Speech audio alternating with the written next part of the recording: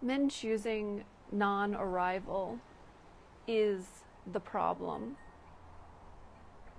Now, I know that there are some people who'll get all upset about it because they start to create or contort a narrative that me saying something like that is beginning some kind of gender war. No, this is facts. This is reality, and that is accountability. When I say that men's non-arrival in their choice, because it is a choice, they are choosing it, is a massive problem, I am saying it because we need to be willing to look at things in a very clear way so that the actual issues themselves can be addressed. And when we contort narratives around these types of statements to make it about something it is not, we are being a part of the distraction, not a part of the solution. I'm here to be the course correction. This is what I'm meant to be: lead, teach, guide, and embody. So let's talk about how non-arrival is a greater issue. I, in my teachings, talk about the epidemic of the missing masculine. What is that? That is about the absence of the true masculine, and it's about men's non-arrival. When we look at something like emotional immaturity, it's a non-arrival into his development to come into emotional maturity. So what does that ultimately do? If a man arrives into, let's say, his 30s and his 40s, and he has not arrived into emotional maturity, what starts happening is it creates a deficit. Okay? Non-arrival equal deficit. Non-arrival equals absence. This is equal to the absence of the masculine. Men are choosing against themselves. And then when they choose against themselves, they begin to default into their patriarchal conditioning and their imprinting. And this imprinting will endlessly make the feminine responsible for that which is ultimately his to hold. And so what happens is it starts to turn into this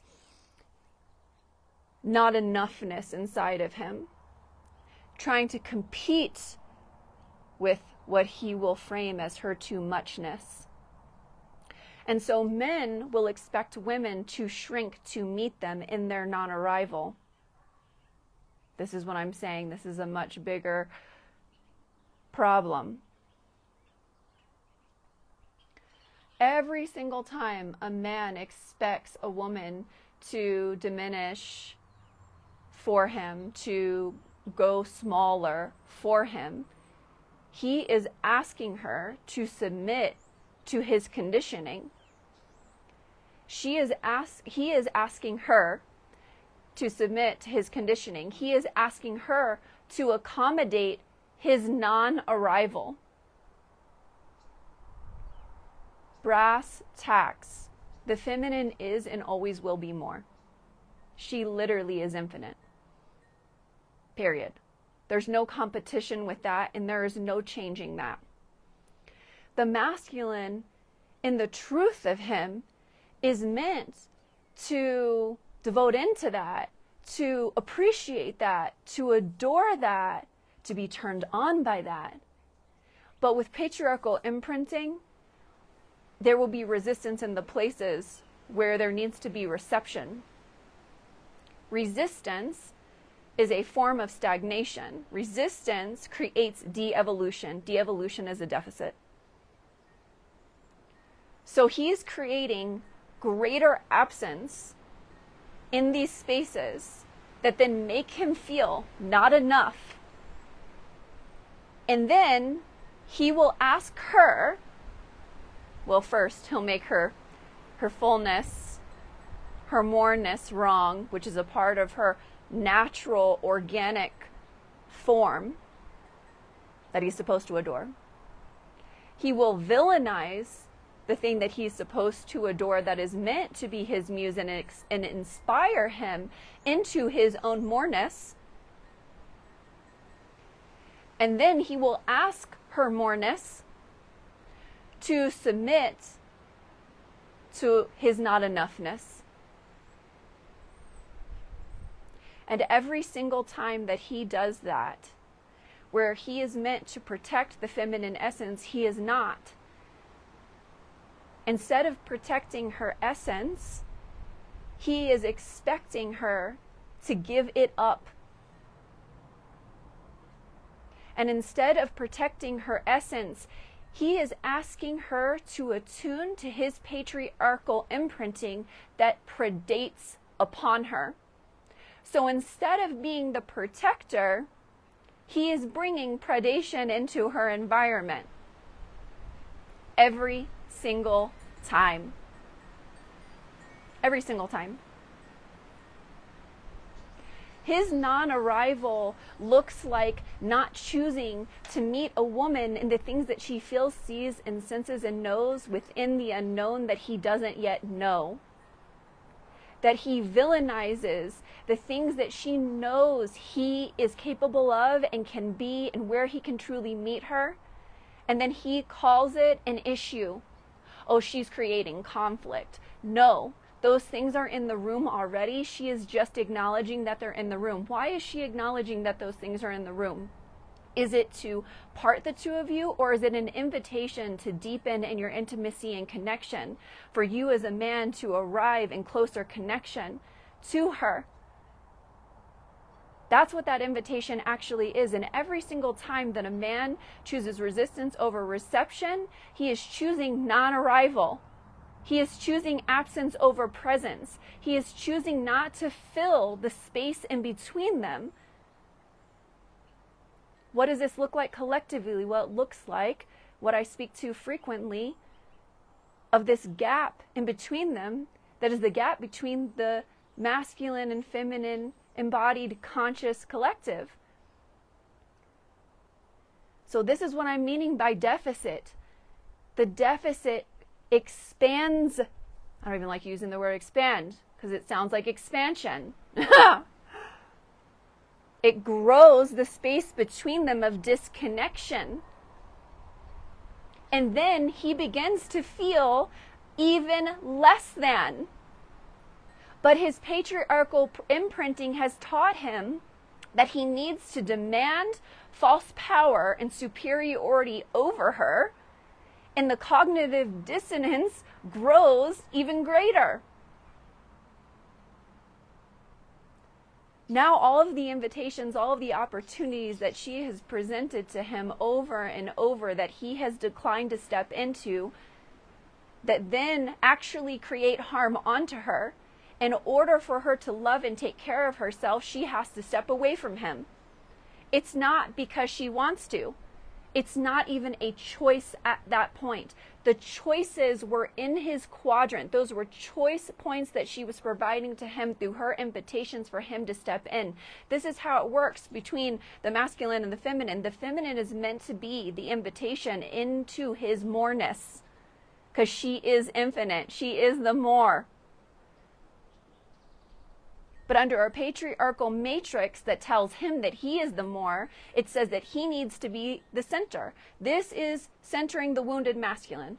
Every single time a man asks for a woman to meet him in his patriarchal conditioning, in the less than, in his non-arrival, he is literally centering his wounded masculine, which is out of divine and otherwise evolutionary configuration. He is meant to attune to her, not the other way around. So these requests are literally asking her to harm herself, to betray herself, to abandon love itself, to abandon truth itself. That is what's happening in every single one of these moments. Every single one. So know what you are requesting of a woman when you choose non-arrival. The ache that women feel underneath this is more agonizing, my tears. It's more agonizing than I could possibly put into words. And you know what happens? Is men choose non-arrival, and then they leave, and that woman is feeling the agony of his absence. I'm talking about it personally, like relationally. I'm talking about it as fathers being absent, but I'm also talking about it collectively, because the masculine collective has chosen his non-arrival. Chosen his non-arrival. It is a choice. It is an implementation of his free will that creates destruction. And then expects the feminine to hold the harm and the agony, and to do so by herself, because he has chosen absence over presence.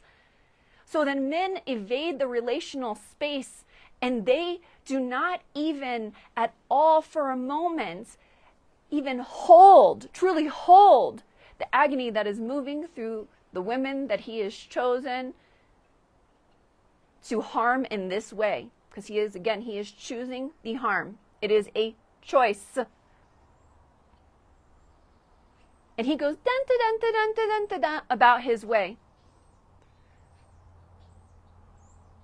It is so important for men to start looking at women, watching, witnessing women, holding women in this agony, because the masculine collective, in the emotional immaturity that has been chosen through non-arrival, means a lack of presence, and lack of presence equals lack of attunement, and all of those things means that he has not been feeling the things that she feels. He has not been seeing the things that she sees. He has not been knowing, coming into awareness with the things that she cannot unknow. It is important for men to be present with the agony of the feminine, because this is the place by which love enters the room. He starts to learn how to grieve alongside her. He starts to grow his capacity alongside her. Absence doesn't require capacity. Absence doesn't require expansion. Absence doesn't require him to step into the moreness and hold more than he believes that he's capable of, because your patriarchal imprinting will tell you that you're not ready and you're not capable. So as a man, every single time that those words come out of your mouth, know that it is false. Every single time. That is a patriarchal imprinting that is forcing in its own way. It is an agenda for you to not arrive. It is an agenda so that you remain absent, so that you don't grow, so that you don't expand, so that you don't become the man that you are meant to be, so that you don't hold the code of your own soul, so you don't anchor in your blueprint, so you don't become men that are better lovers, partners, community leaders. That is what that unreadiness and incapability is there for. It is to enslave you to a paradigm of harm and destruction that is so much less than you actually are. And in those moments, you are believing that it is more powerful than you. Know what you are choosing in these moments, and know the consequence of those choices, to include the agony that you have placed in weight onto the feminine, because this is how it works. There's no escaping it. There's accountability and responsibility and presence and choice. That's it. That's it. Please, please stop choosing resistance. Work on reception. Step into work with women like me that embody the true feminine. This is the way to address your patriarchal imprinting. This is the only way forward. I don't say that non-accurately. I'm saying that because it is true. For example, recentering the feminine is literally the only way forward. Choosing presence, to step in, to participate, to be accountable, it is the only way forward. The only way. There is no back door. There is no escape. And your patriarchal imprinting will try to have you find all of those things that actually do not exist. It puts you in a labyrinth and a matrix that is false, and it'll keep you there until you choose the true door. And the true door will lead you into connection with women like me. It will have you integrate the true feminine. It will have you start to finally see, sense, feel, and meet her. We need this. If these words speak to you and you are a man, message me. I have bodies of work specifically for men. If you are a woman who is a high caliber woman who is here to do this work in this way, and you understand the absence of the masculine, you need support. And I am that woman. I have a master class. It's called the Recentering the Feminine Master Class. And I encourage everyone here that has been here for this time with me to step into that course if you haven't already. It provides you practical ways of recentering the feminine. This master class is so deeply layered, as all of my teachings are, and it will set you free, and it will have you come into alignment that we all need. It will help you decondition the patriarchal imprints, whether man or woman. If that interests you, put recentering in the comments below. If this transmission has supported you, please also support my work by sharing it. As always, so much love to each and every one of you.